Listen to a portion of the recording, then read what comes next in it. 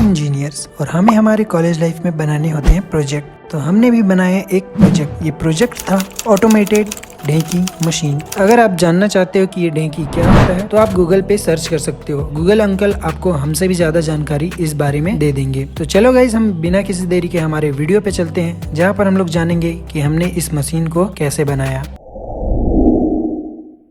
तो सबसे पहले मैं आपको हमारे वर्कशॉप की कुछ मशीनों को दिखाता हूँ। ये मेरे राइट साइड में जो आप देख रहे हो ये है लेथ मशीन, और लेफ्ट साइड में जो है वो है grinder machine, drilling machine, boring machine और बहुत सारी मशीनें हैं। तो चलो फ्रेंड्स, मैं आपको इस प्रोजेक्ट में लगने वाली सबसे मेन चीज़ों के बारे में बताता हूँ। तो ये है धान मोटर। इसकी स्पेसिफिकेशन आप देख सकते हैं। यह है पुली 18 इंच डाया का, जिसमें हमने 20 mm का शाफ्ट और 20 mm इनर डाया का बियरिंग भी लगाया है। तो सबसे पहले हमें लकड़ी मिल से 5 इंच बाई 5 इंच का 8 फीट का एक लकड़ी का टुकड़ा कटवा लेना है। फिर इसके सामने के सिरे में कुछ इस तरीके से एक लकड़ी के टुकड़े को लगवा लेना है। अब हमें लोहे के 1 इंच के एंगल में जिन जगहों पर हमें क्लैंप्स लगाने हैं उन जगहों पर ड्रिल कर देना है।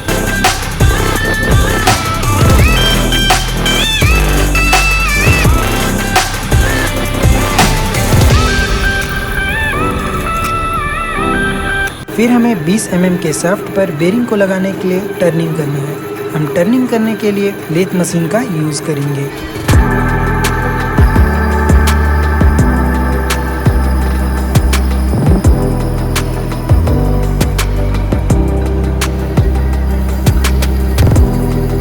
अब जिन एंगल्स में हमने ड्रिल किया है उन्हें हमारे डिजाइन के हिसाब से हम वेल्ड कर देंगे। हम आपको आगे इसके डायमेंशंस के बारे में दिखा देंगे।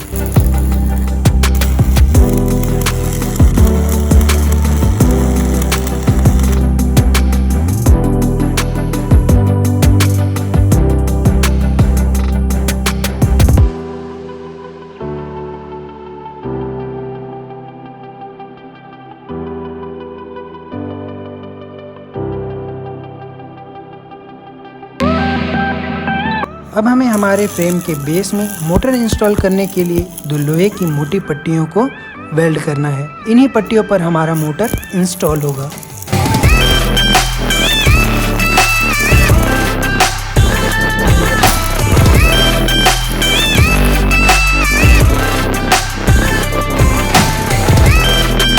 अब हम क्लैंप बनाने के लिए 1 इंच मोटी लोहे की पट्टी को इस तरीके से मोड़ के ग्राइंडर से काट लेंगे। अब हमें 20 mm के शाफ्ट में लोहे के एक मोटे पट्टी को वेल्ड करना है। ये लोहे की मोटी पट्टी हमारे लकड़ी के ढेंकी को होल्ड करने का काम करेगी।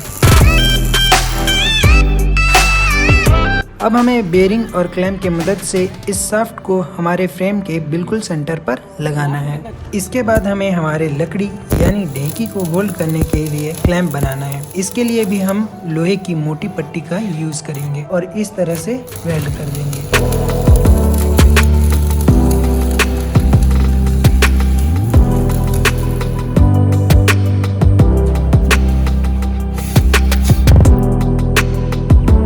अब हम हमारे फ्रेम का बचा कुचा काम पूरा कर लेंगे और अच्छे तरीके से वेल्डिंग भी कर लेंगे।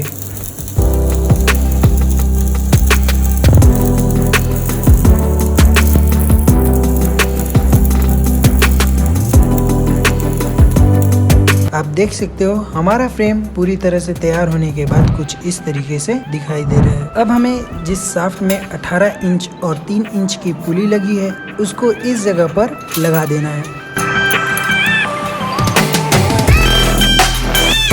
हम इस बात का ध्यान रखेंगे कि मोटर के साइड हमारा बड़ा वाला पुली होना चाहिए। इसके बाद हम जिस शाफ्ट में हमारा केवल एक 18 इंच का पुली लगा है उसे भी हमारे फ्रेम में इस जगह पर क्लैंप और नट बोल्ट की मदद से कस लेंगे।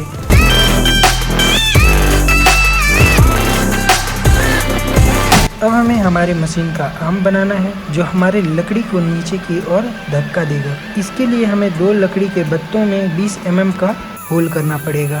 फिर उन्हें इस तरीके से कुछ दूर पर काट लेना होगा। यह है हमारे आर्म का सबसे जरूरी हिस्सा। इसे हमने एक 20 mm के शाफ्ट में 2 बेरिंग को वेल्ड करके बनाया है। ये बेरिंग आसानी से घूम सकते हैं।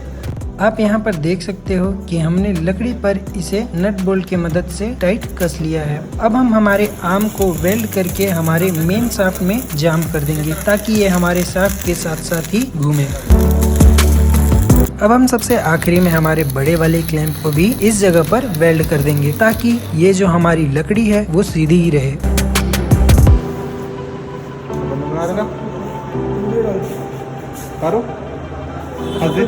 दांत नहीं दिख रहा, तू भी हंस दे, दांत दिख रहा क्लियर। तो दोस्तों हमारा प्रोजेक्ट पूरी तरह से तैयार हो चुका है। ये जो आर्म है वह भी पूरी तरह से बन चुका है।